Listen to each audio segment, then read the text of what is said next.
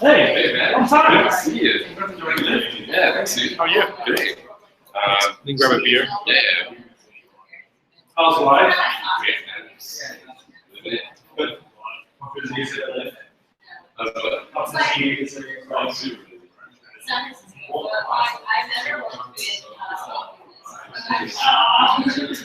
It's just a difficult, like, when I talk about, like, hey, you're not in the process of electrification.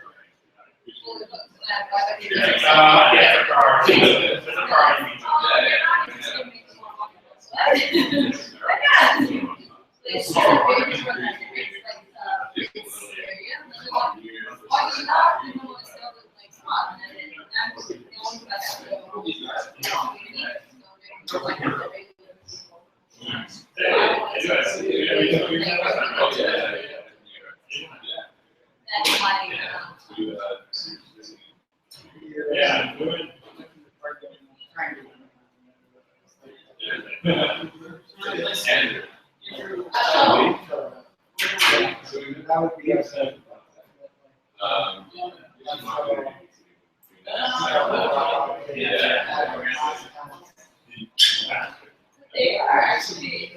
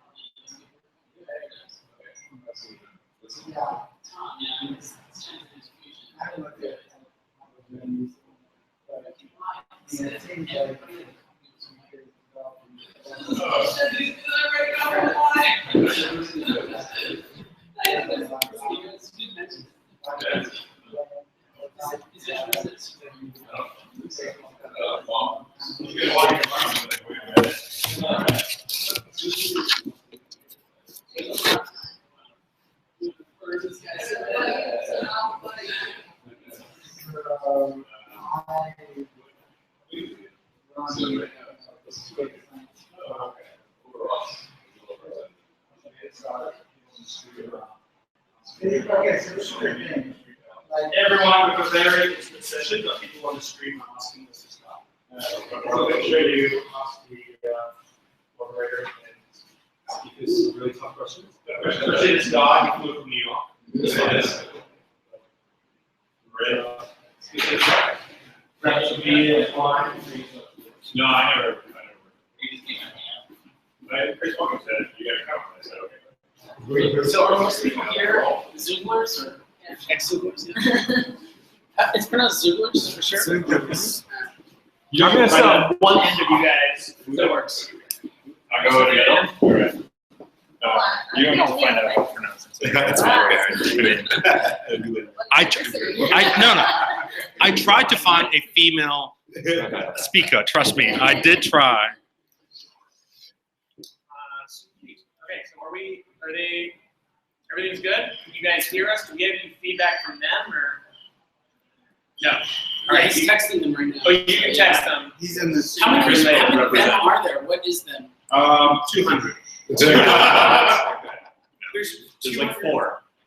Right? 4. I would be surprised. Can we actually see them? No. Okay. But we're gonna get started anyway.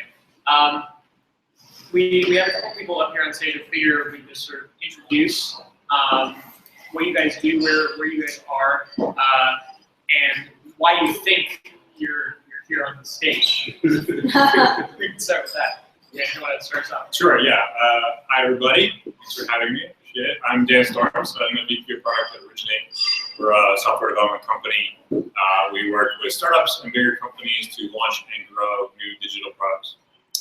So I'm here, I think, because I know Chris, but also, more importantly, because I've managed a bunch of developers. So I'm a product manager now. I was previously an engineer and engineering manager.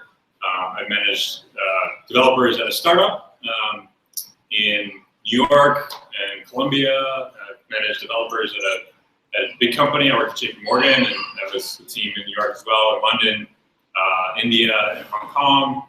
And my current job, which I've been at for 3.5 years, we have teams in New York, San Francisco, LA, Las Vegas, and a few people scattered around. And we work with teams in Brazil and Eastern Europe and all over the place. So, and then I worked with a bunch of different agencies. So I actually hired Pivotal Labs for a year to my last startup, so I know how they work really well.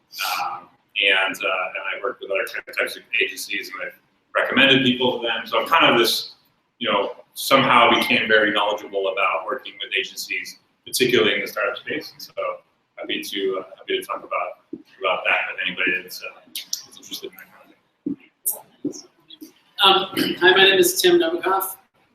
I guess I'm here for a few reasons.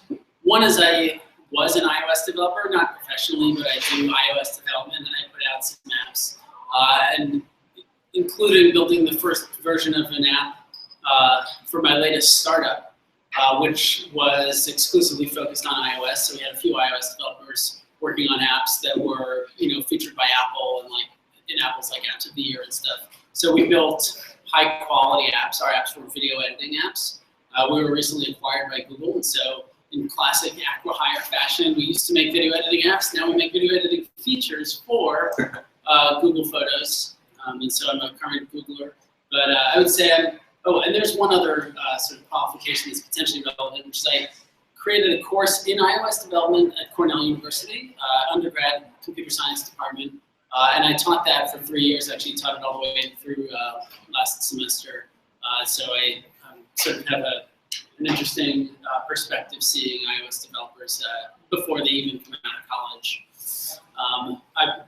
Now I'm a product manager at Google, but I would say I don't represent Google here. I'm just representing my former career as founder of an iOS development startup, and somebody who's done iOS development myself, and is a teacher of iOS developers. I don't hire or manage iOS developers for Google. So. Cool. Thanks for the intro, guys. I think we can sort of start things off a little bit. We want to cover a few things about hiring. I think that's why you guys are all here, is maybe to talk a little bit about hiring practices, comparing some hiring practices about hiring agencies versus in-house people, or contractors versus in-house, freelance versus agency. There's so many different verses we can cover here, and these guys seem like experts in advice on hiring practices, working with agencies, and building teams. So there's a lot of different topics we can cover, and we're going to try and cover as much as we can. Oh yeah, sure, that's great. I'm Mischa Stevens. I'm a product manager at mobile product manager at TechCrunch and Engadget. We're redesigning, rebuilding, relaunching our apps for TechCrunch and Engadget. Totally new kind of focus on updating them and all of that stuff. So also had my fair share of experiences with working with agencies. We're offshore, and we're currently hiring. We hired our first iOS developer, first and only iOS developer, so going through that whole process, and now looking for an Android developer has its own challenges as well. So all of us up here have had that kind of experience of looking for people, looking for talent, building teams, and so that's what we're going to be able to cover today. So I guess to sort of kick that off, I feel like show of hands, I don't know, how many people are working at a startup? Okay, startup. And if you're on you can raise your hand too, don't want to see you, but it'd be interesting to run a poll. There's thousands of people here for this. You guys who are streaming. Yeah, I can't even see the end of the room. Yeah, so I guess for people who are at a startup or thinking of starting a startup, maybe what's some general advice? An interesting question I think of phrasing it is, if you had $50,000, what would you do with that $50,000? How would you choose to hire those people? Is it in-house, is it agency, sort of like what are the steps there? And sort of go one at a time. Actually, a perfect answer, because I was in that exact situation where I had almost exactly $50,000, the first $50,000 for my startup, and there was a question of what to do with it. Certainly, that's not enough to really hire anybody. What we actually did with it, which I think was sort of reasonable, is we hired freelancers. And it's almost too expensive to hire freelancers that are real professionals in like San Francisco or New York who have experienced in iOS development. Like, I don't know what the people charge now, but probably $100 an hour is order of magnitude, $120 an hour. Yeah. I've heard between like 90 and depending on. Yeah, sounds about right. Well, I got like, so this is like typical sort of startup fashion of like finding a way. Found a guy in Canada, a kid, through like networking, and he was like 17 or 18 years old, but he was really good. And like his previous job had been like checkout counter at a small town in Canada, but he was like an amateur Mac developer, iOS developer. And so I started paying him, I don't even remember what, maybe like $25 an hour or something. Yeah, and he became actually really good over time. The advantage of doing something like that is you can actually sustain that, so he could work with me for a long time. And after a while, he's actually become very good, if not as like an experienced iOS developer, he's really good at our specific code base, right? And our specific challenges, which were about video, not necessarily about, let's say, game development. He didn't know anything other than iOS development and specifically video. And over time, he became better and better. I actually paid him more and more. Eventually, I recommended him to his company, and he now has a full-time job. He's earning 6 figures. It's a great situation for everybody. Yeah. Especially for me. Honestly, especially for you, especially for me, especially for him. It was like a win-win. He was awesome. I mean, he got trained. The fact that he got trained by Tim and in a real startup, shipping real production code, was super important. We hired him at like 19 or 20 or something. Yeah. He's been great. And the other thing I did was I hired a guy who had been a web developer in Honduras, and I think he was being paid $30 an hour, and we were doing Google Hangouts for a couple of hours a day, every day, and that's actually what I did with $50,000. So could you train him? Like, how did that work? Yeah, I mean, he really trained himself. He was a smart guy. Yeah. You know, the Google Hangouts were about, you know, what he should build next. But no, I mean, he was a developer, like a real developer, figures stuff out. You know? And he actually wasn't an iOS developer initially. He taught himself as we went. That turned out to work out. And actually, we spent almost all $50,000 finally getting to the point where we got funded. That had a larger round, actually a couple rounds. The guy from Honduras is now at Google. He's now sponsored for a review card. It's like a great situation. So that's what I would do if I had not a lot of money. Is I would find people who are iOS developers, or might learn iOS development and spend as little money as possible and do remote work if necessary. It's not enough money to hire somebody full time. You shouldn't be like getting like TriNet and like getting payroll going. You just don't have enough money. It's a big bet though to put all that stake in one person that may not have the experience, right? So maybe how did you find that person? Well, it's a bet that plays out over the first few weeks. I mean, if it's not working out, then continue with that person. Right. So it's not like you're saying, all right, I'm going to take my $25,000 and put it on that person. You're just going day by day. And I mean, this is another interesting question, but how do you vet somebody like that? I'm always a fan of vetting people by having them actually build something. So find a small project related to your startup and give it to somebody. Somebody who's really ambitious and wants to learn will actually go above and beyond and do a good job building this thing as a test project for you. And if you found somebody who actually does it well, then you find yourself a builder. That's good news. Did you pay for that small project? I think one person I did. One person was more structured as an interview. Some people are really standoffish about that. They say, I don't want to do, you're just getting free work out of me. And so what I often do is say, don't send me the code, just show me the app. And then they don't have to worry about that. And because I don't actually care what the code looks like. I just care that they can build for me. Users don't care what the code looks like. I don't care what the code looks like. The other thing I have done is actually pay for a project. If it's like more than a day's work, then you know, pay that person for that project. Often do that with designers. And what would you do? $50,000? Yeah, that's a good question. So one of the things I was thinking is your second example, which is find somebody who is a developer in another domain, like a .NET developer or something, and then they want to learn iOS. Give them a chance, and that's a good way to get somebody a pretty good cheap rate because they can, you know, your incentives are aligned. They want to do good work. They want to learn iOS. They want to get something on the App Store that they can point at, and then, you know, you have to be willing to, if their code is good and they're willing to actually make progress, you have to be willing to raise the, you know, what you're paying them. But if you can't do that, then they can then use that to go somewhere else. So I really like that situation.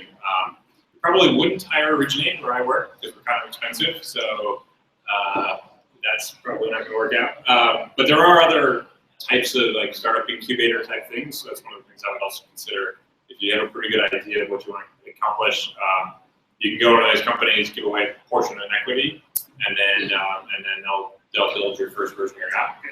Yeah, actually, that's worth pointing out. Before I had that $50,000, I was actually hired an iOS developer when I had no money at all. And so a guy worked an entire summer, no cash, just pure equity, pure stock options.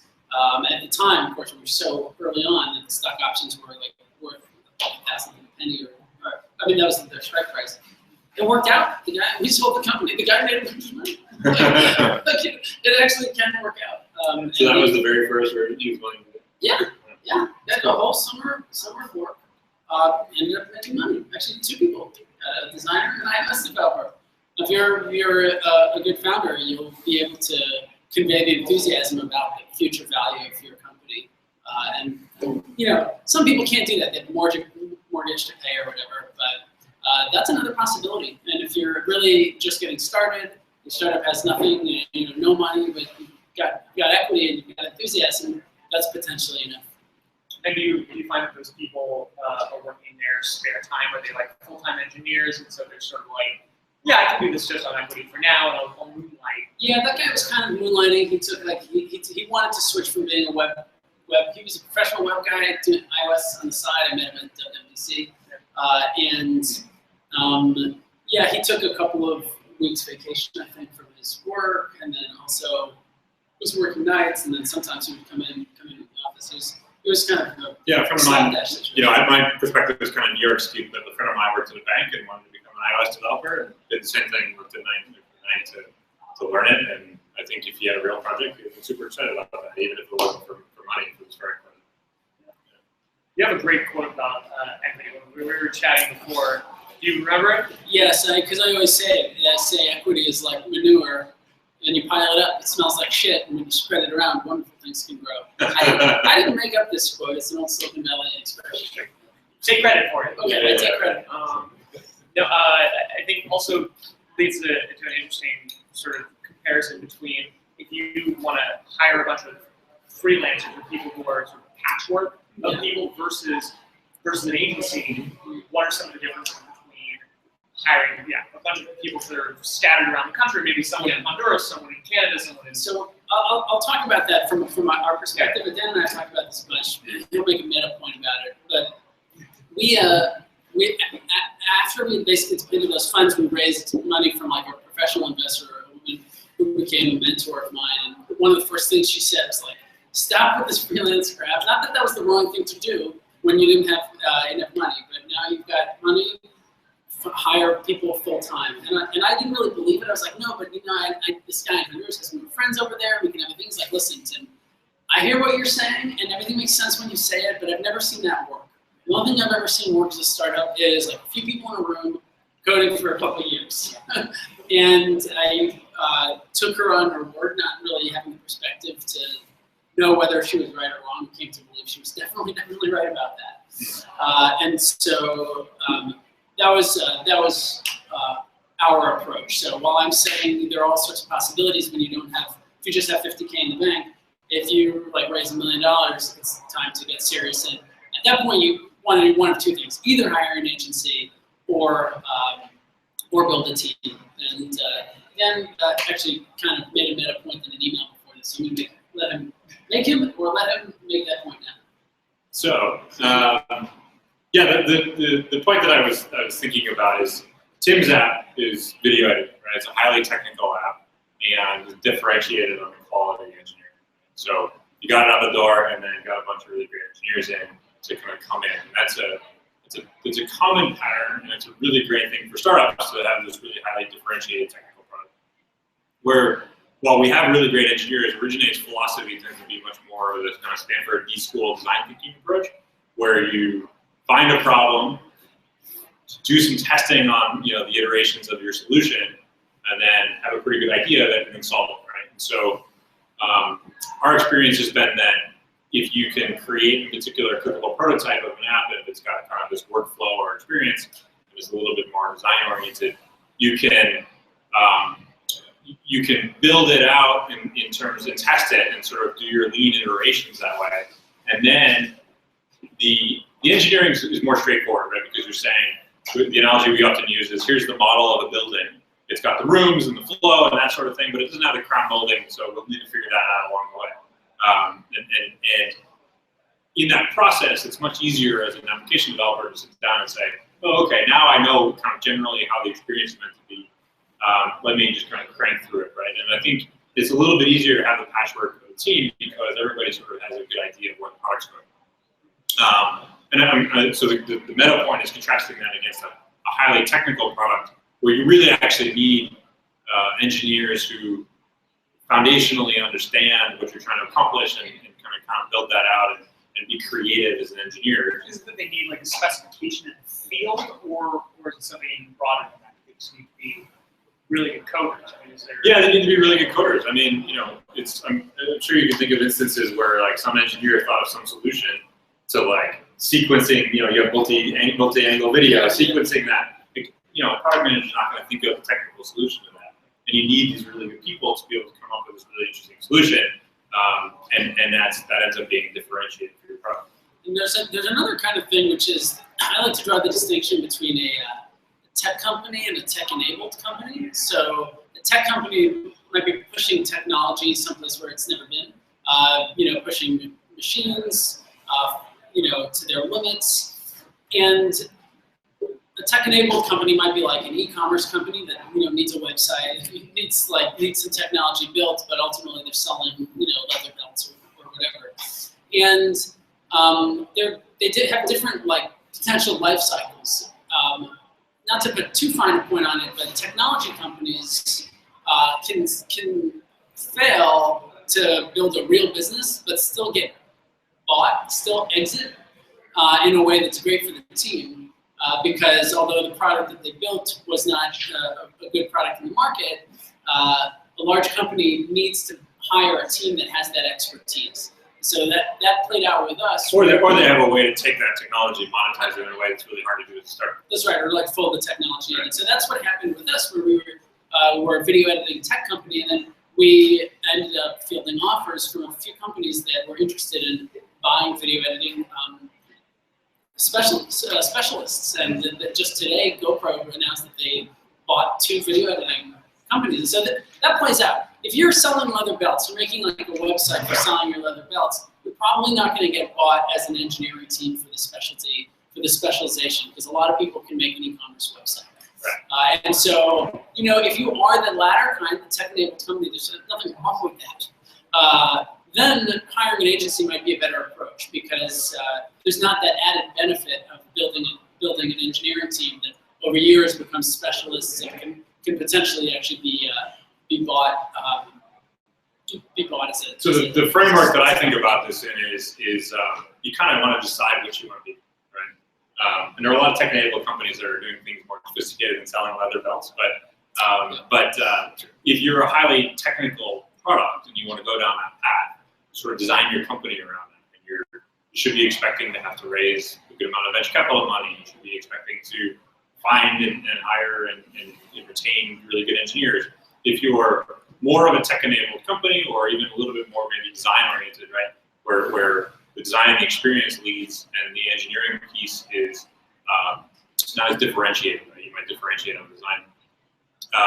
Then you can design your product maybe to make money sooner, right, or to have really good designers, and then you don't need is really great, exceptional engineers, and you can kind of invest in the design team, but not necessarily have to really seek out these world-class engineers. And so, what I really don't think works in startups, right? If I was in your shoes, the thing I'd be thinking about is, which of those am I? Because falling in the middle ground and trying to like do all of these things and not really committing to one or the other, that totally sucks, right? And there's lots of companies that have failed because they need to either commit to being one or the other, and then design the company around that structure, and you find things get a little easier when you're sort of thinking more.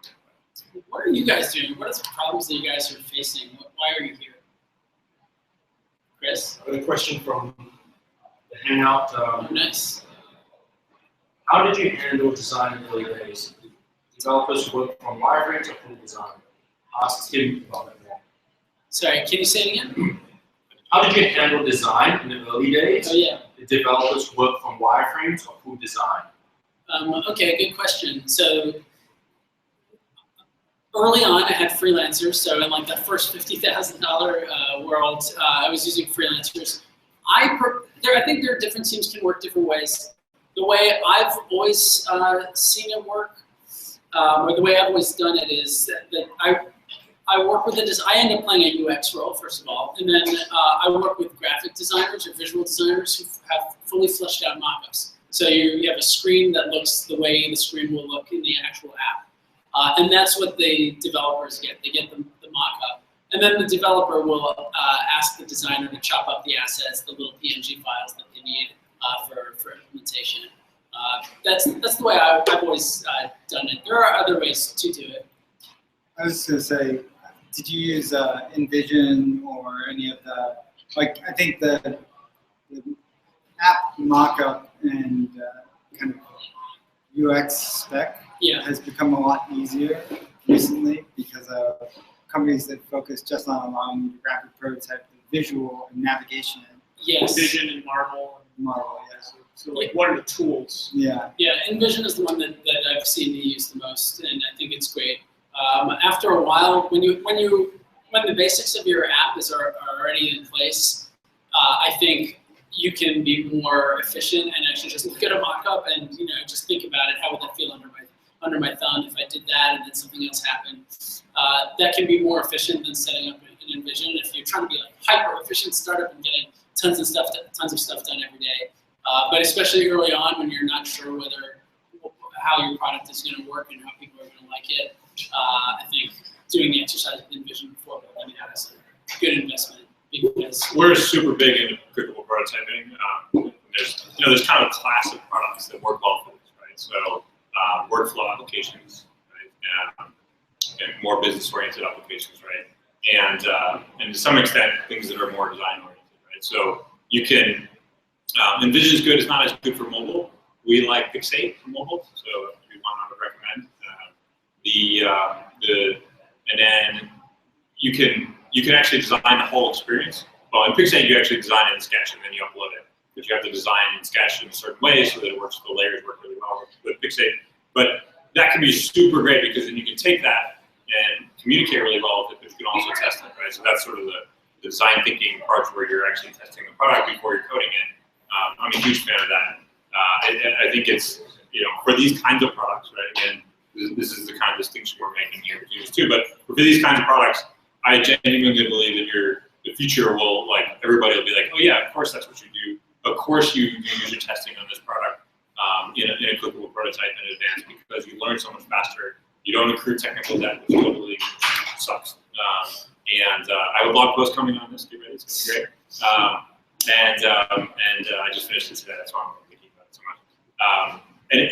And as a result, you're much more confident that when you actually code something, it's going to be worth it, right? Instead of having to like change and go back. I think even as a developer, there's a lot of peace of mind around, like, if I build this, it's actually what we're going to use, rather than like, I'm going to have to redo this like 10 times. Yeah, I mean, I learned this primarily because our Originate developers are so good that they got really annoyed with me when I was like, oh no, now we have to change that, like tear that up and throw it away, and I really didn't want that, right? It was so expensive for them to be wasting their time, and so we started iterating on this prototyping process, and it's been significantly much better for us. Tim, this is a follow-up for you. How much did you feel design differentiated the product? Looking back, did it matter more, UI or function? That's a great question, and design is a huge differentiator. Design played a huge role for us in part because a lot of our distribution came from being featured by Apple, and a big part of that is having really great design. They like to feature things that have a great design and even a particular design aesthetic. So it makes a huge difference. I do think that we ended up putting out 4 apps for video editing, and our first one was surely the best looking one, the cleanest one. Everybody sees it and is just blown away by how clean and beautiful it is. But the function was kind of wrong. It actually wasn't that great of an app to edit videos with, and in the end, that doomed it. And so I would say we got a lot of attention because of the design, but great design won't solve the wrong product, and that is actually what we had. And so we had to take this app that everybody was like fawning over the design for and say, guys, we have to make another app because this one is never going to succeed because we made so many like product decisions that cornered it into being a bad product. So design is great, but it's not as important as building the right actual product. What was the first app that you used? It was called Fly. Well, I think I've used that one. No, you probably didn't use it a lot. I used Tempo as my favorite. Tempo, yeah. Love that way. Yeah, so we got better at building the right product as we went on, but our first app was the beautiful with the wrong product. Here's another question from another person from the Hangout. Say you have money and are ready to build a team of app developers. Yeah. Where's the best place to start looking for these engineers? What are the best tools and resources for finding these developers? LinkedIn or? Not LinkedIn. Definitely not LinkedIn. So I knew this was going to come up, so I was thinking, where the fuck would I would go? It's really hard. I mean, certainly you can come here in GA and hang out, but I would actually go to the React Native meetups because even if you don't want to code in React Native, people know what React Native is? Kind of, a little bit. Okay, so React Native is, let's see if I can pull this off. React Native is a new way of coding currently iOS apps, but hopefully in time it'll be iOS and Android. Facebook's releasing this API, and it's better than, we think that it's better than the other cross platform approaches, Cordova and what's the one? Yeah, Ionic. We think it's better than some of these other approaches because it's a little bit closer to the middle, as they say, right? So it's a lower level programming language based on React, which is a very trending JavaScript-based web development front-end platform. So I did that really fast, but Google React Native.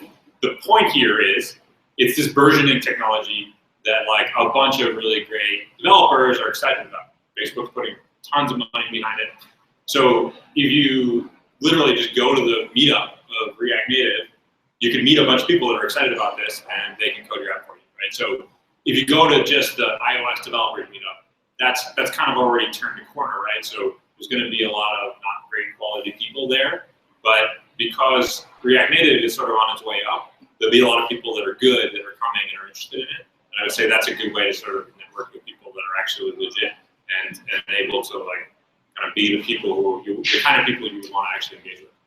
The other thing I'd say about going to iOS meetups is iOS meetups are great for learning about trends that are happening. So if you want to be able to speak to iOS developers that in a way that you actually know what are some of the new tools. That's where you go to find out what are those new tools so that you can be informed when you're talking with iOS developers. So that's great for that. But I agree that going to iOS meetups to, I think, find potential hires is kind of dead.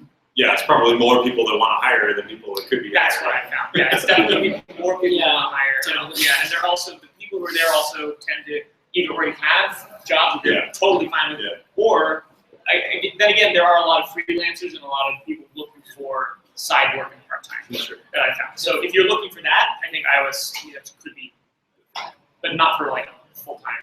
You know, a good thing to do is to just go actually meet other entrepreneurs, and I guess this one was coming from there, but talk to other just people who work at iPhone app startups because they fall apart and then everybody needs jobs. I mean, it's too silly, but like it's very predictable. And like founders will love to help their former iOS developers find jobs. They love to sort of be part of that flow and say, you know, I heard somebody as an iOS developer who's leaving, recently left, you know, for whatever reason. So I think just being around the startup scene helps because it's like a scene where people are constantly like needing a new job, even despite being great iOS developers. Like if you go to like Facebook iOS developers, those people aren't leaving. They've already got a great job at Facebook. Facebook's not falling apart. Right. But like you could have like a startup that's going to fail that has great iOS developers and Yeah, just color. You just hang around the color guys. Yeah, I They mean, were on the way up. I think Great. like and it's easier to network with like founders than it is with developers because founders are out everywhere constantly networking, and developers typically aren't. The best ones are not.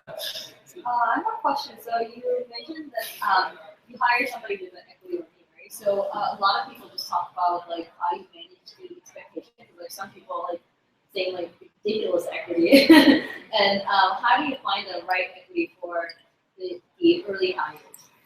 Yeah, that's a good question. I mean, if you're like pre-funding, you have to say, well, listen, the first round of funding, you're going to typically have a valuation in the low single-digit millions, and there's a good chance we won't get funded. And so, you know, think about what that means about your valuation right now, and then sort of just calculate backwards how much equity would make sense for how much work is being done. Does that make sense? So you might say, well, you're going to spend the summer, so it's going to be, you know, the equivalent of $20,000 in some way. It's not actually equivalent, and you have to be careful that you're clear that it's not equivalent. But that can be one way to kind of start thinking about it. There's also a company called Algentis that does an annual report on basically startups and equity distribution based on when a person was hired and what position. And I think I have the one from 2014. I don't have the most recent one, but that was like super useful. What was the name of it, just for the people? Algentis, ALGENTIS. Algentis? Algentis. Algentis. A-L-T. A-L-G-E-N-T-I-S. He's got it. Algentis. You guys got that? Okay. Cool. Advice for anybody working with, I think I'd like to hear sort of, until we get more questions, maybe there's more questions, advice for working with freelancers, advice for current, like people who, so we covered sort of hiring people or like looking for freelancers, but if you currently have a team of freelancers currently working with an agency, maybe what's some advice for working with each one of those groups? Maybe we can start with freelancers because we're sort of covering that. I think a really important thing is to use some sort of project management software that people use for software development. We used Pivotal Tracker and loved it, and it was really good because as the founder, or the product manager, or whatever role you're playing at the startup, that gives you like an easy way to just kind of prioritize all the things that need to be done.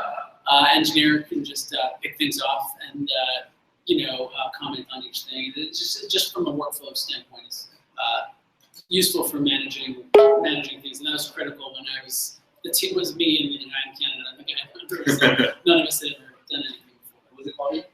Sorry. Pivotal tracker. Pivotal tracker, yeah. The other main one is Jira. Jira. Atlassian, but Jira kind of sucks. Yeah, well, it's designed for bigger teams. Yeah, Trello is what a lot of folks use. So the thing that I would recommend actually is if you can find like a senior engineer to monitor the code of your freelancers, that's really great. Even if they do it like in 2 or 3 hours, a month or something maybe not a month. An hour a week. So call it an hour a week. Even if they do it in an hour a week, right?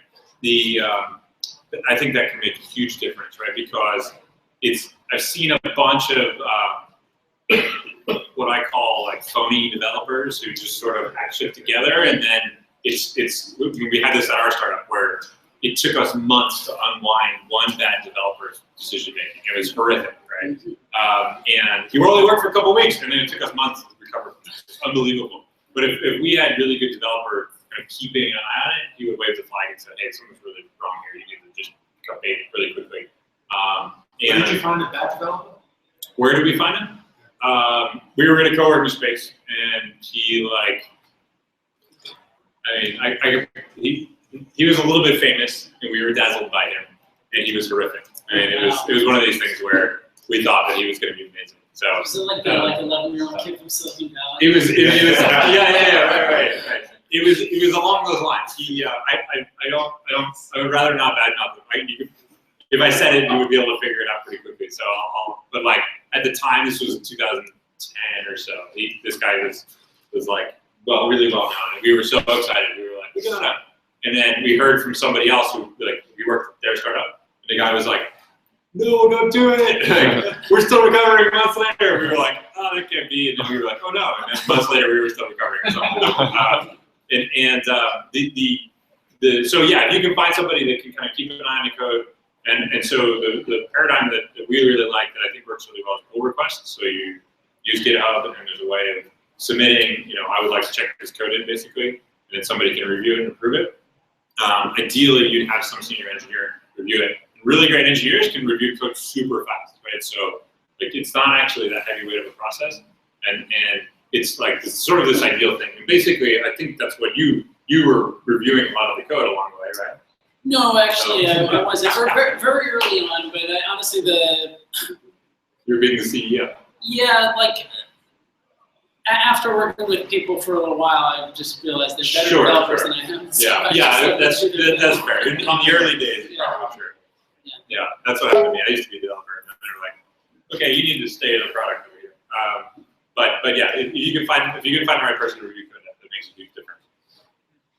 Then we can sort of go back and revise some of the previous things that were said about going with freelancers that maybe don't have the experience. It all sounds like what you're saying is get one person with good experience, and then you can find as many people with. If you can. Well, it mitigates the fact that you got a bunch of risky bets. That said, when you're in the early days, and you got to do whatever you can to get over the line, right? So, like, if you accumulate a bunch of fucked up code, like that's life, right? You're in a startup and you got to move forward. So I'm not too dogmatic about this. I just, it's like you can kind of design the ideal scenarios and then do your best to get as close to them, right? So, but like this, what I'm describing is if you've got a buddy that can do this, or somebody. You can pull them in for a little bit of equity and ask them for this little commitment, right? An hour or two a week. And I'm saying, like, this can make a huge difference. And a lot of people don't even think to try that, right? They think, oh, either they're going to code for me or they're not. And I'm saying there's this middle ground where they can be a reviewer, and that can make a big difference. That could also be a thing that you look for as freelance and to be worth that money, like splurging for someone who is really expensive, who would be out of your league. I'm thinking back to the person who asked, you raise your money, now how do you hire people? And I feel like we talked about it a little bit. I just realized that like we really should have talked about that more because there's a lot of other No, ways. no, I saw besides- that. right. So I just thought I'd throw out a couple of other ideas. If you just raise your money, you should ask your investor to help you find people.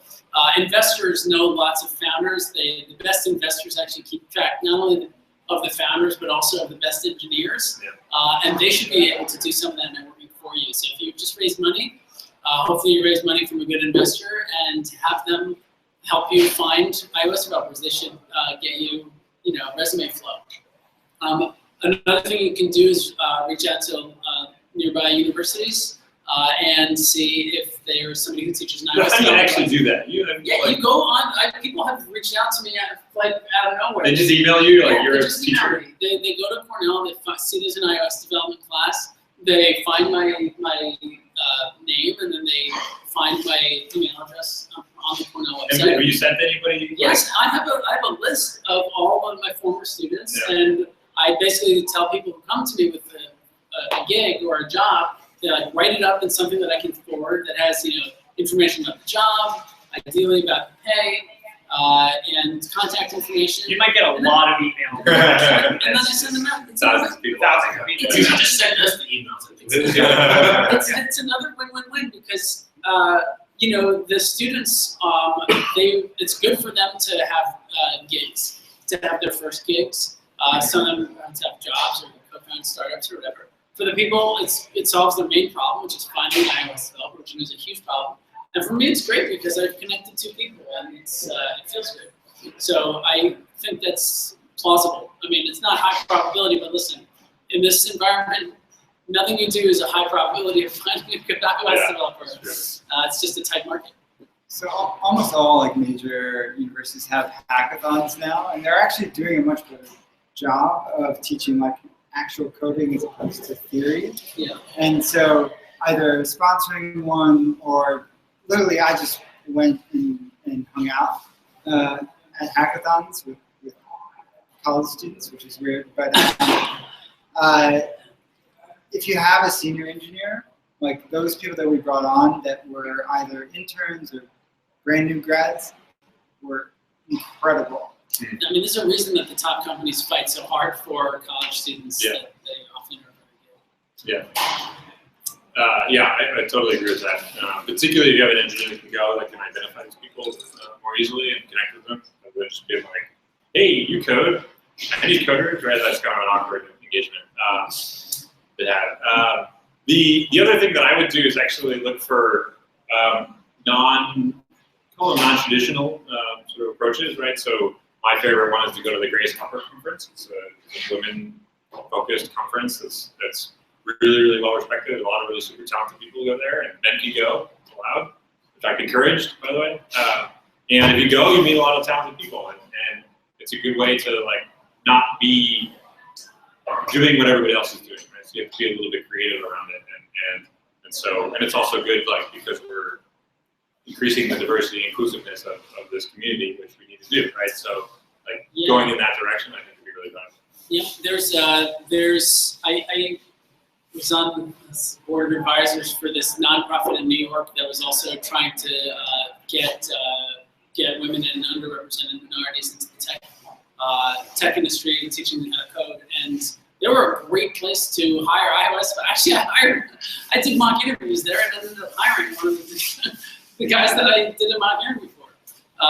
And that's another great place. Go to these boot camps. These boot camps. Just think about this for a second. These boot camps are there because there are people who desperately want to get a job in the tech industry. There you are, desperately trying to hire somebody, and it's like the perfect thing. Go there. There's people who are really, really actually looking for jobs and are. They are clearly dedicated to finding a job as a developer.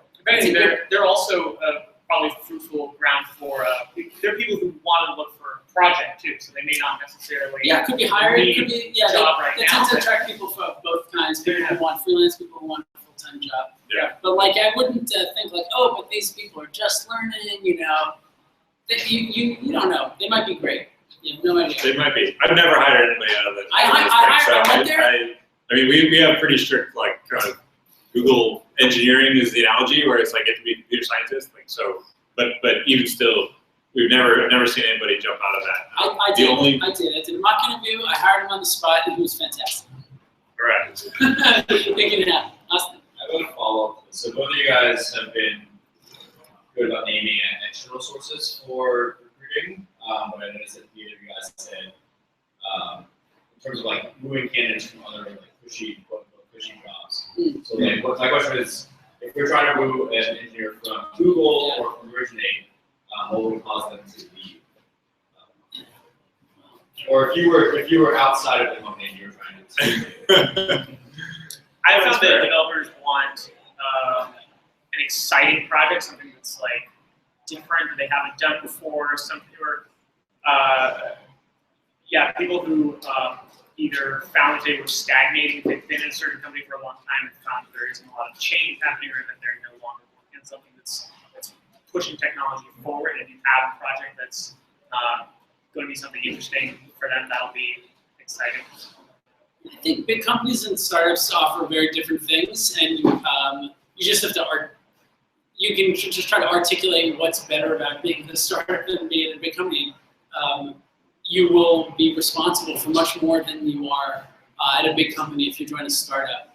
If this thing grows, you'll end up managing a team very quickly, and you can't make more money than at a startup that does well. And screw the man, and like we're gonna do our own thing. This is our turn.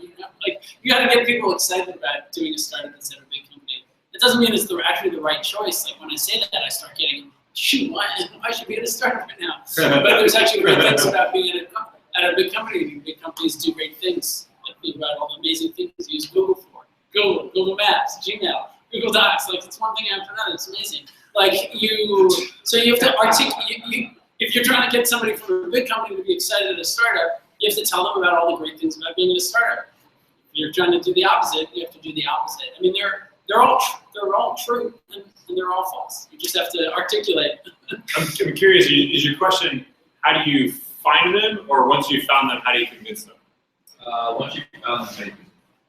Yeah, I think this is the right track. It's a much more exciting venture.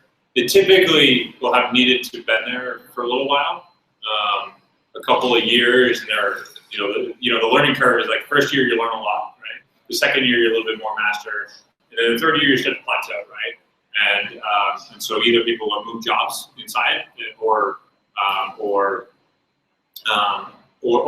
they're just kind of hanging on, or they're sort of looking for that next thing. And so people that are after that couple of year mark, I think, are particularly susceptible to poaching, and it's just simply this could be a really great opportunity, right? Like are you still learning, right? I would ask them that, right? Like, and then talk to them about how much they're going to learn, what it was. I mean, I know Austin already, so like what it was like when you first joined your first startup, like that, the pace and everything, and how different it was, and for a lot of people that's super compelling, right? And so it's just it becomes this unique opportunity, and it's like a moment in time that's good for them because they're sort of turning the corner.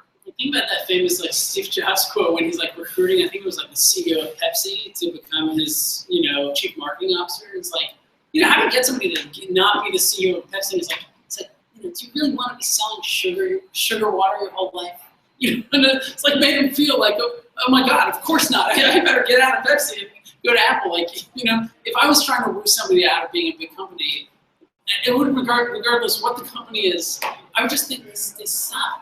Look at your life right now. What are you doing? You're working for insert big company. Well, what do you really do there? Think about my startup and what it can do and what we will do together. What space are we disrupting? Yeah. Do you want to be part of something? Why are you doing it? Explain why you decided to give it all up and work on your startup. And hopefully that enthusiasm will be conveyed. Yeah, engineers hate coasting, so I found that like if you're offering something that is the opposite of coasting, like this is going to be. I mean, Google engineers are pretty good at coasting. Yeah. Most other engineers. I disavow any negative comments. Actually, I actually disagree. There's another comment. I'm not a Googler, so I can just poke fun for fun. I would say that personal impact is really important. Like Personal. impact. So like not meaningful. just that the company has impact, but you're part of the product decision-making process. I think that at a large company, you get things handed down to you, as opposed to being in the room when the product decisions are made. The number of resumes that I've seen that are just lists of features that like I worked on the view controller of this, and the view, like the different features here. And it's just sort of a list of the app itself or the company may be really impressive, but then you drill down and see like what they were working on. It's just sort of a patchwork. And I can only imagine that must have been very frustrating to not have that kind of ownership and sort of broad scope, which again, startups are. And the other thing I'll add, not to oversell React Native here, but like being able to get onto the new technology that's sexy is like super exciting for engineers, right? So a lot of people that I know really want to, like, they're stuck in something and like they work on it, you know, Facebook, they're working on PHP, like, all right. And it's like amazing PHP, it's the world's greatest ever PHP, but like, you know, there's a new technology that engineers want to learn, and that's exciting, and that could be an interesting sale. Yeah. So, on the iOS front, like to sort of speak on that, Swift, you know, if you could say that we're doing something with Swift. that's totally a great one. I actually think that specifically about iOS development is great. If I was recruiting an iOS developer right now, I would absolutely say, you know, we're going to do it all in Swift. Yeah. Any iOS developer is going to be a great man. I'm sick of the Objective-C. We got this old code base. I want to learn the latest stuff. Swift actually is awesome. Yeah. When I started teaching in Objective-C, when Swift was out, all my students were like, stop it, teach us Swift. Finally taught Swift, they were so happy. Everybody knows it's like the next thing. Yeah, man. If you're hiring an iOS developer, say where you can do all the Swift you want. That's actually going to be compelling to any iOS developer, especially the ones at big companies. So big companies are going to be the last ones to switch over. It goes back to also your point about learning opportunities. Like you want an opportunity to learn it. You've been looking for, I think it sort of plays in both of those points. Yeah. How about hiring Android engineers? Is there differences in your approach of Android versus iOS? What's Android? It's impossible to give up. No. Yeah, I mean, what people did for a long time was they try and find Java developers and they would make them Android developers.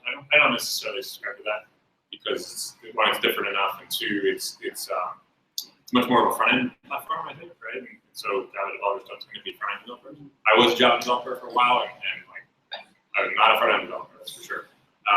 So yeah, beyond that, I mean, it tends to be people that like Android. I mean, they just are excited about that ecosystem. They sort of buy into the philosophy of it, and they're just, you know, there's just something about this Android thing that they're super excited about, and that's like a whole class of human beings. It's really fascinating. It's actually a really good point. I've never hired an Android developer, so I don't know. And I started scratching my head, like I'm not sure what I would do to hire an Android developer. It's a good point about the back end versus front end. That sounds totally right. But it's definitely true that there's a lot of people who believe in Android for like philosophical grounds. And actually, a lot of really, really great developers are that way. That everything he says sounds right.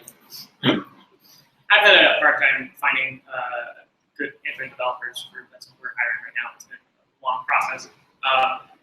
And a lot of the meetups I've gone to, actually a lot of the people are talking about React Native and any sort of hybrid development. But Android developers seem to be interested in that. So I'd say those meetups might be a good place to find people who are inclined to Android too. So there's been a discussion around offshoring. Yeah. Can you talk about how hard it is to manage your team and hire a team offshore, resources, whether it's Upwork, how would you do that? Before I say anything about hiring offshore, there's a great anecdote that I've got to share. A few weeks ago, somebody emailed me and said, hey, we just want to make sure, so we're about to hire this developer. We found him on like Elance. He's from Bulgaria. And he says he's worked on the FlyLabs apps. We just want to make sure that you had a good time with them, just doing due diligence. And I was like, oh yeah, I've never heard of that person. They had like all our screenshots from our apps up on their Elance website. It's like total nonsense. So somebody just going around pretending to have been our iOS developer. So check references. Yeah, so check references is actually a good lesson there. The person was like, really? It's like, yeah. It's like, well, I'm glad I asked. Yeah. Like, I guess offshoring could be like, you know, offshoring to like an offshore agency, you know, where they've got like hundreds of developers in like Russia or something like that, which is definitely a thing. I've never done that, so I don't know what to say about it. I've hired, as I mentioned earlier, freelancers that are remote, but there's nothing specifically about the fact that they're foreign that makes them any different from simply being remote elsewhere in the United States. So. I've worked with agencies that I found through freelance, and I've never had a good experience. And I think the problem with this, because now I'm working with one that's in Poland, that was not through freelance, but so I don't think it's a problem with the offshoring. I think if anything, now that I've been working with this agency, it's amazing. The time difference is fantastic. I think the language barrier is really a problem. It can be a challenge, but I don't think it's a blocker.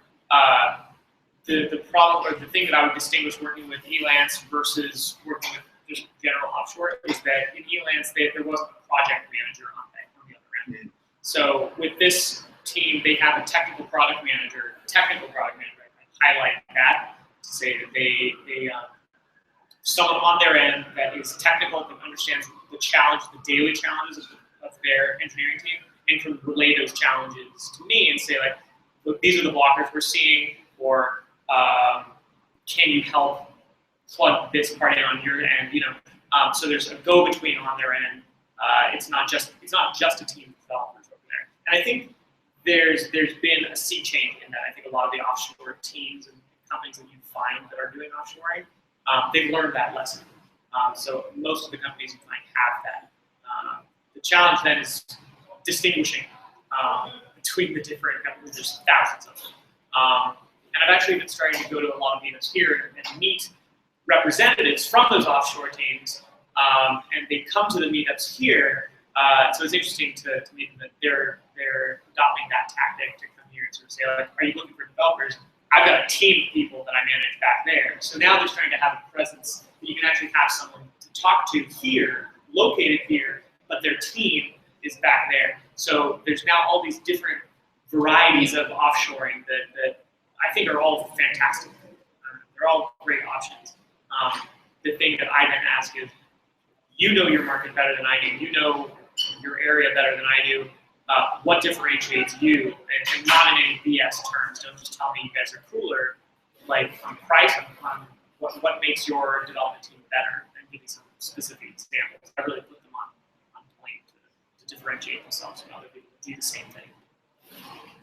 Yeah, that's all super great advice. I certainly the expectation of product and project management is really important, and so either you need to expect to do that a lot, right? Like almost full-time job, or you need them to have a person that does that as a full-time job, and that's like so that's the kind of big kind of hidden cost is the amount of time that it takes you. Right? If somebody's sitting next to you and they're really talented, the management of them is a lot simpler, but managing an offshore team, which just takes so much work, right? You kind of need a whole person to actually do that.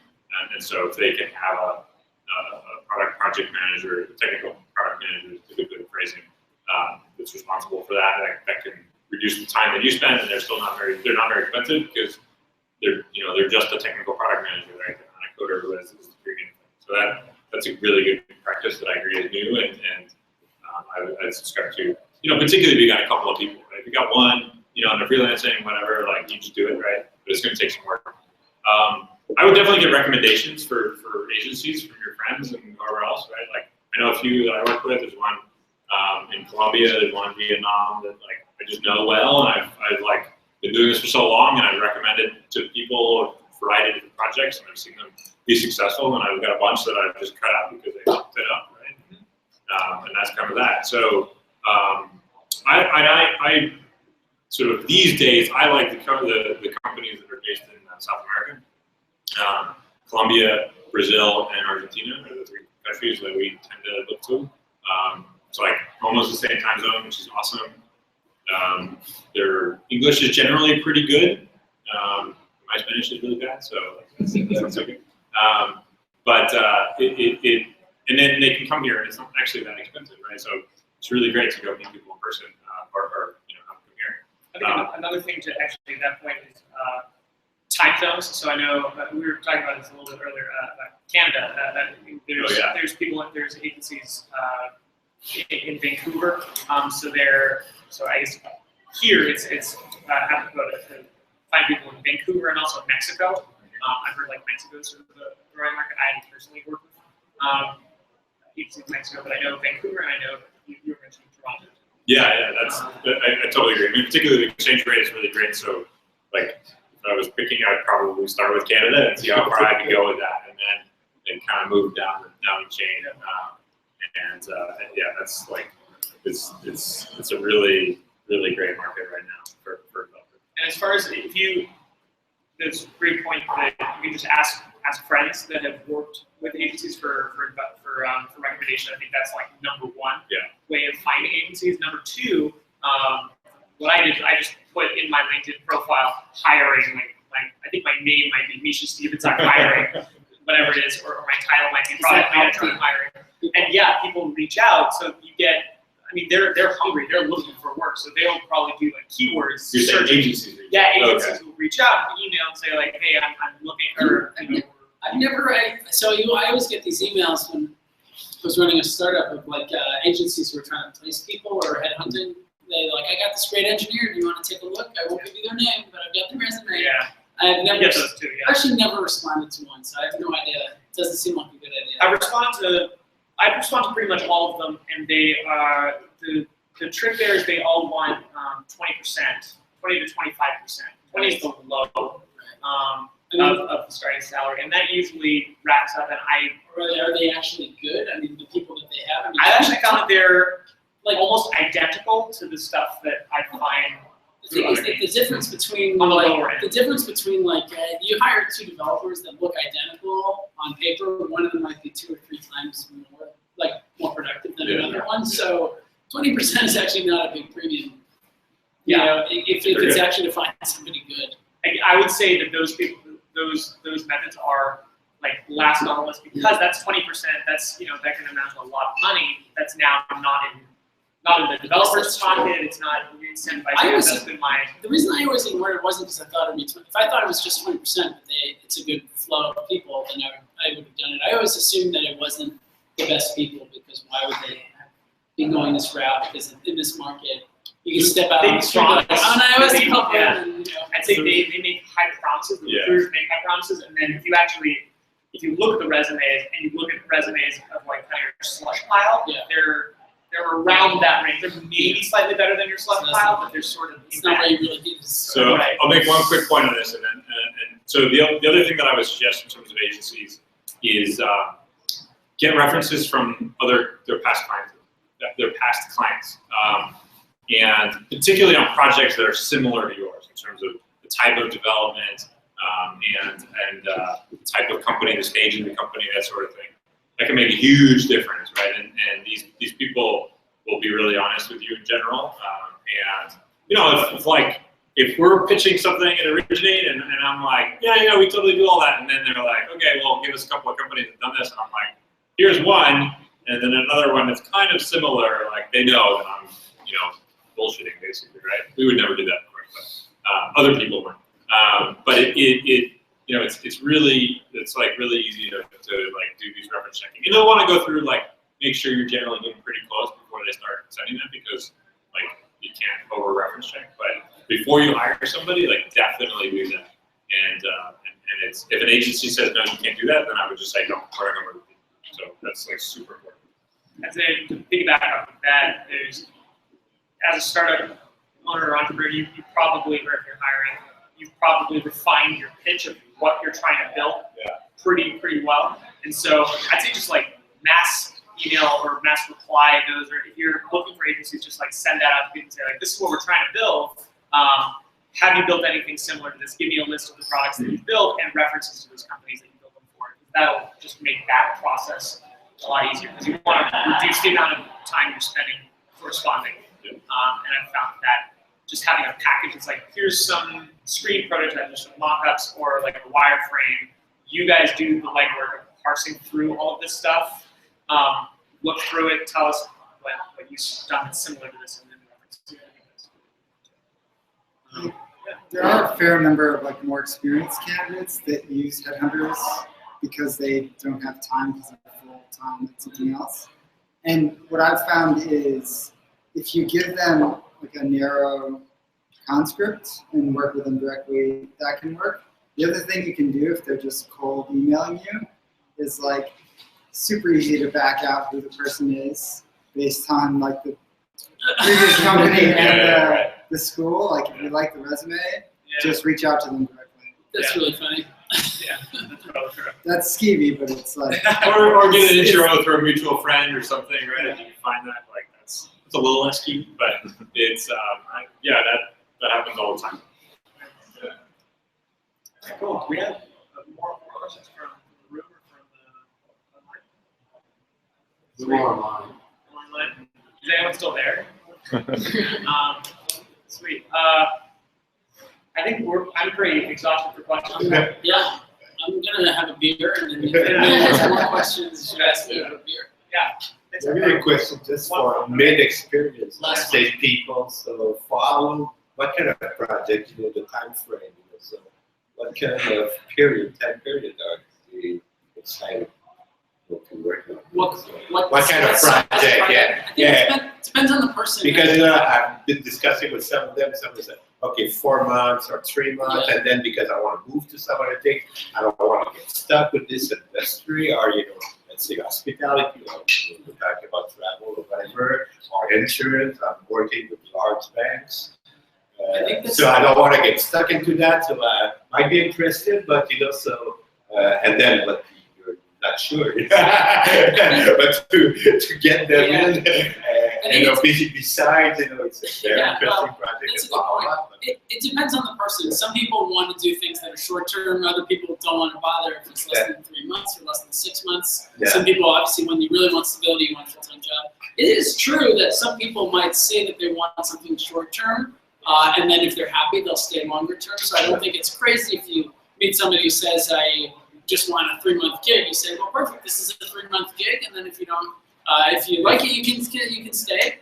But then you're the one taking the risk that after 3 months they decide they don't want to continue, and you wanted something longer than that. But and that varies a lot per individual. The matter of also depending on how much money you want to put into that. So you may want to start with a 3-month.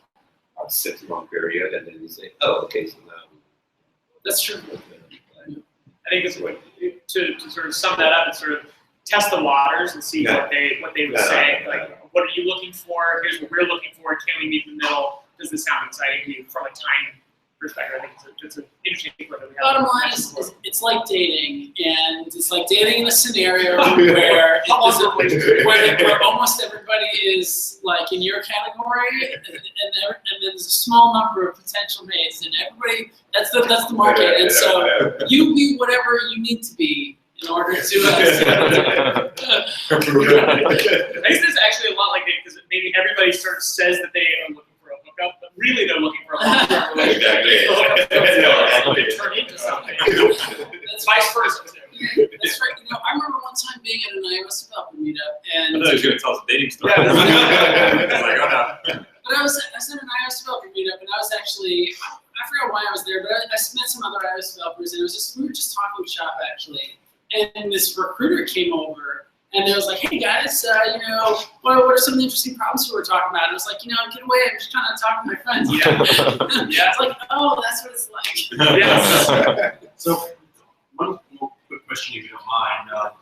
What are key questions you ask a potential freelancer that will get the point of trying to find the best one? And then also how to manage effectively a remote freelance developer. I usually look for similar projects. I think that's sort of what you're saying. Look for similar projects, and then I build like a little maybe in conjunction with our developer, web developer, build a tech test that was basically here's our API. Take a weekend for some spare time or whatever you have, and build like this part of the app for us. to sort of show something really simple and basic, sort of to the point that you made before, Tim, as sort of that in lieu of a bunch of questions. So I started out the process just with a slew of technical questions in the interview, and then I basically just scrapped that. I was like, you know what, just show us what you can do. If you're passionate about it, you'll do it. And this is exciting because then it sort of hits both of those things. Like, as far as a question goes, it's similar projects, and then if you work on similar projects, you're probably going to be interested in this as a tech test. Yeah, I think that's a great approach. I mean, I used to be a little bit shy about that kind of thing, and when we started doing it more, it's much better. I mean, it's just like, and the people that want to do work, they're willing to do that, right? They're interested in it, and this is the kind of interview that you would want, right? If I'm interviewing for something, like I want to be able to show what I can actually do, right? So it's much better, and then you get to practice. Like when you're a coder, you want to code, right? So give me a chance to code. So I think it's totally a good approach. I mean, I like to talk a little bit about trends and hear how people are up to speed and what they think about different things. And can you talk to me about Objective-C versus Swift versus React Native would be a good thing. And the risk that you run with that is like there are people that only know trends and they don't actually know how to code, right? But if you can kind of balance those things, I think it gives you a sense of whether they're actually really interested. Another good thing is just simply ask, how do you stay up to date? Right? Rather than actually, what do you think about the trends, but like, how do you stay up to date? And I like people that have friends and they like talk to their friends about it and they like engage with it versus just like only reading the tech blogs and that kind of thing. Because it's you need to balance these things. And people who are good have a little community that they work with rather than just sort of living in isolation. Yeah, I mean, personally, I like to give people something to build. I agree, like builders like to build. Yeah. The people who are like, oh, you want me to build for 3 hours just for this? Like, you're gonna be building for thousands of hours. Right. Like, and normally the best people like to show off how good they are, how fast they are. And then I don't ask trends. That's interesting. I never even thought to do that. I do sometimes talk about it. Unless you're an iOS developer, this isn't going to be something you do, but I'll talk about iOS development, and I'll start asking like deeper and deeper questions. Oh, how did you do this? How did you do that? And what libraries were you using? And I just see whether people kind of always have like a technical answer, or do they eventually start talking about things in an abstract sense? And I'm looking for people who like to go all the way down to the brass tacks and talk about the details and are fluent. And the more technical you get, the more animated they get. Actually, that's testing is a good topic for that. Oh, but that's a controversial one because we never wrote a single test. Well, but that's I'm a big believer in testing, and I think that I believe that you should be able to write tests on mobile development. Now, right? Like a few years ago, it was a lot harder, but now it's actually possible. So if somebody comes and says, "Oh, I don't do testing," I would just be like, "Okay, you're done." But if they say, "Oh, it's kind of hard, it's a lot harder in Objective-C," but they have some thoughtful response, I think that would be a good area. And in particular, you want tests, right? Because it really helps make sure that when somebody else. You're talking about unit testing. Yeah. I don't know. I think this is like a dating question where you want to make sure that there are some things that you agree on with the person that you're thinking about dating. So that's an important question. Are you into testing? I don't think Tim and I are going to date. No. And then just managing them, do you do like daily stand-ups is the best way, or emails, do you do one of those? It varies on the team. I did weekly stand-ups, weekly estimation meeting. And we did one meeting where we would talk about all the things that are in the Google Tracker, make sure we all agree how big of a task they are, what do they mean. We would do that every Tuesday, and then during the week, people could just pick those off, and that would free up more of my time. There's a Slack bot that is really good at this that can give you just like sort of messages. It's just, I found that this works well for my offshore team, that I just get a whole bunch of Slack bots or a whole bunch of Slacks from my offshore team that just says from each person like what they did today, what they did or what they didn't get to, or what's on their plate, or what they're blocking. It's just like in a really sort of concise, chatty way. So it obviates or it gets rid of the need for stand-up in some cases when you don't want to do it. I think that's a good approach. Stand-up bot? It was a Slack bot. I don't actually know which one they use. A friend of mine wrote a thing called Stand-up bot. Yeah. But there's a couple of these. Sure. This is kind of expensive. I like that as an approach. approach as well, where you've got you require people to like put in what they did, but it can be in Slack. I think that's a really great way to go.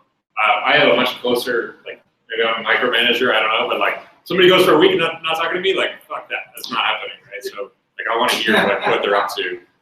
Well, see, really we're all in the room together, so we're interacting every day for sure. Oh, okay. No, I thought you meant like some offshore person. No. When I was remote, I would talk every day. For Okay, like 2 gotcha. hours, Google Hangout every single day. Because the likelihood that people go down rabbit holes is just too super high. No, I agree. There should be daily interactions. Do you find that the Slack bot gives you enough like micro interactions, or do you find that there's a lot of stuff that's actually just hand off? I find it's a jumping off point. So if I see something in there, I can sort of drill down with the technical project manager to say like, I noticed like a trend in a bunch of the engineers that none of them seem to address this point, or like a lot of them are finding a blocker in this. So like, what's going on with that? So it's more of a jumping off point than anything. What about discussion within the engineering team? Oh, like do they see it themselves and then sort of? Right. So instead of having you to unblock somebody, have them like as a self-managing team. That's interesting. I think the technical project manager probably is on top of that, and the Slack bot is more for me to identify anything that I would need to bring up with the technical project manager that he may have not seen. 9 times out of 10, if I'm seeing a trend and I bring it up to the technical project manager, they already know. It's more just like it gives me an opportunity to ask the question. Oh, it looks like this is a blocker for a bunch of people. Is this being resolved? Has this being resolved? What do you need from me? Because they won't oftentimes, like the engineer that's reporting the blocker isn't going to say like, this is what we need. They'll just say like, I can't do this. And so then it's on me to be like, what do you need? And that would be to the project manager. So it's more like identification. But I think I get where you're going though, but one of the reasons for stand-ups is so that engineers can face off with each other and help each other solve problems, right? And my experience has been that, like, I worked with Pivotal for a year, and they were super hardcore about stand-ups and like the whole cadence of Agile. And either like the people do it or they don't, right? Like, stand-ups aren't, my experience has been stand-ups aren't going to be the thing that like catalyzes them to actually work with each other. So I think you need people who subscribe to that philosophy of like collaboration. I think it's correlation, not causation, right? So stand-ups don't actually cause people to collaborate properly. So I think it's a little bit of a false sort of dynamic that just caught on for some reason. do Slack chat rooms do that? I haven't done the Slack chat rooms do that. Either. I mean, a little bit. I think pull request is the best thing to drive collaboration. Right? If you have like an engineering leader that's like got good rules around pull requests, that's by far, in my experience, the best thing. Or pairing, right? Like, I mean, pairing's not for everybody, but like I think you kind of do one or the other. What we tend to do is we do pull requests for everything, and then people will pair on things when they specifically need, want to work together and stuff. And I think that dynamic works really well, and you want the team to do that. And the product, like, only the engineers are going to kind of draw that up, and particularly the engineering lead is going to sort of set that culture, that engineering culture. It's not going to be anybody else. And you either have it or you don't. So you're saying that that's a hard thing for a product manager to come in, or a non-engineering person to say, this is how you guys are going to do this. This is how you guys are going to interact and dictate that. I think so. I mean, you could say to your freelance team, for example, you're going to do pull requests, right? And that will sort of foster a little bit of collaboration.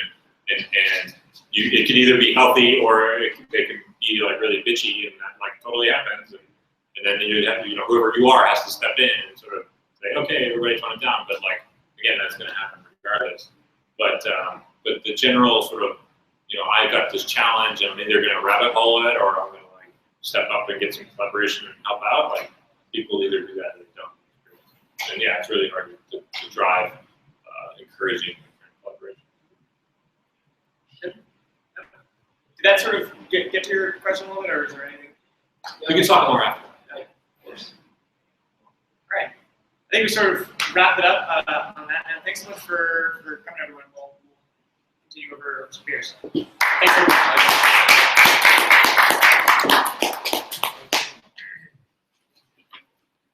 Get that beer. Yeah. Good. Yeah.